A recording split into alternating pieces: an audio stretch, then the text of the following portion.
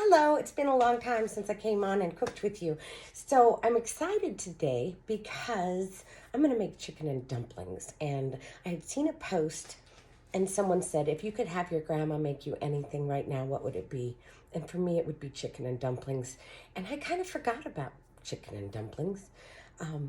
In different parts of the country, dumplings can be either the bread biscuit kind that I know, or just a wide noodle, which I argue with other people are not a dumpling. So I'm going to make the biscuit bread kind that's set on top. But I'm going to do this in two parts because first I want to show you just a quick way to cook a bunch of chicken breasts, and then you can freeze it for later and have that part already done. If you just take, our new Brilliance cookware, isn't it pretty? It's made so that it stays real pretty on the outside too. It's got a little better price point and 10-year guarantee.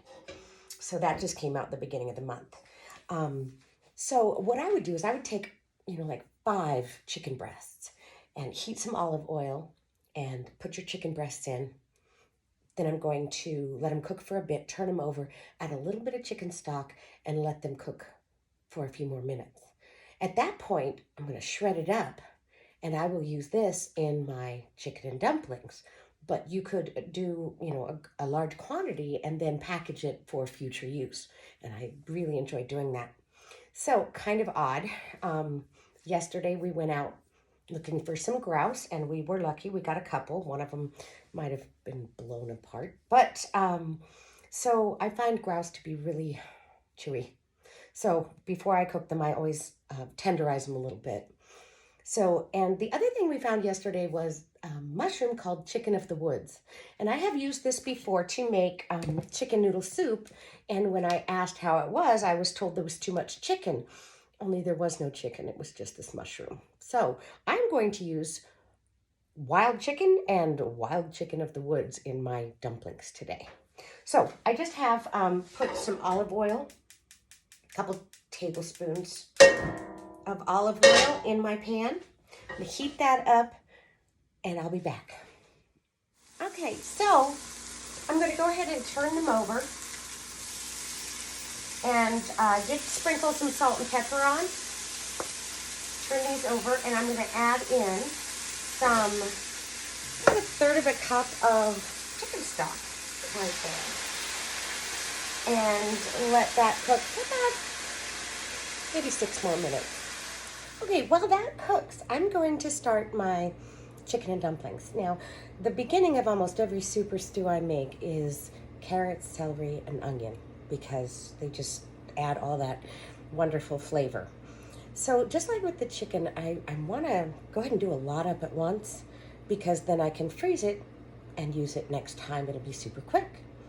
That and my celery's starting to get a little old, so I need to preserve it instead of letting it go to waste. So we're just going to do a whole bunch.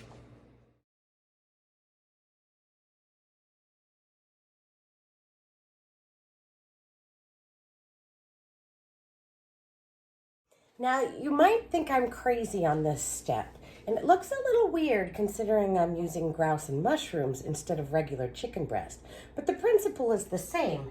So look how pretty this turned out. I'm going to put this into a big bowl, and it's very moist because I added in that extra chicken stock in there. And I'm going to shred it with an immersion blender. Just be really careful, it goes very quickly, but you can just tap it and end up with some beautiful, turn it up here, shredded chicken. All right, I'm gonna give that a stir, see how we did. Oh, I didn't get that one. You could also do this in a like a KitchenAid mixer. Just put the big paddle on and zap it. And it works really well if you're doing large quantities to use later. Those grouse are really tough. That's why I like to do them shredded.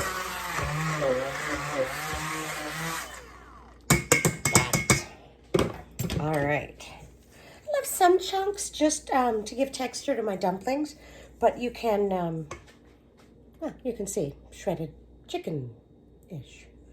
At that point, just bag it up and put it in the freezer and use what you want for your dish today.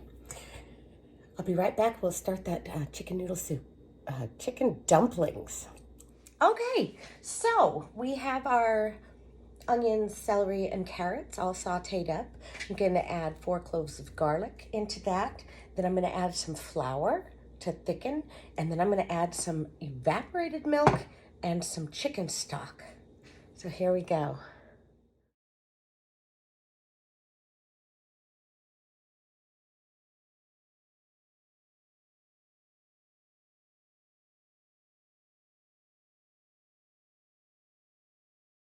So if you see me adding to 2 pans, it's because my sister can't eat celery, so I'm making kind of one part of it without the celery for her. So as soon as this comes to a boil, I'm going to add the chicken, and I'll let that simmer while I make my dumplings. All right, it's time for the dumplings. I have 2 cups of flour in here, and I'm going to add 4 tablespoons of baking powder. And this is really what's going to make them pop. I haven't made dumplings in a long time, and I'm excited. All right, so I have 4 tablespoons of baking powder, and I'm going to add a teaspoon of salt, a teaspoon of thyme,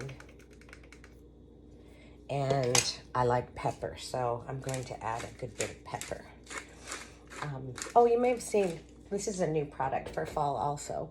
It just holds the utensils while you're cooking, or if you do, potato salad and potluck, you always have your spoon right there.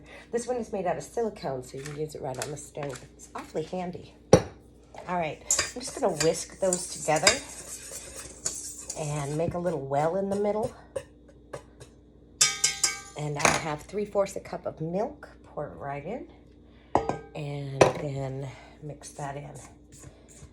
And these would make a sticky dough, if I remember right. All right. So that's the dumpling. I think it needs a little more milk. Hang on.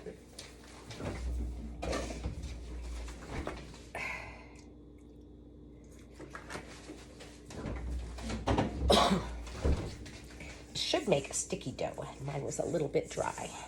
That's better. So mix that up. Now I'm going to just drop these on top of the soup, around the top. Take that off now, because I'm going to put a lid on it, and that will cook it. So using a large scoop, I'm just going to drop these around the edge. You don't want to put them, I better get my sisters in there before I get carried away. 2 dumplings for her. All right, and kind of push them in so the soup comes up over the edge of them a little bit. Ooh.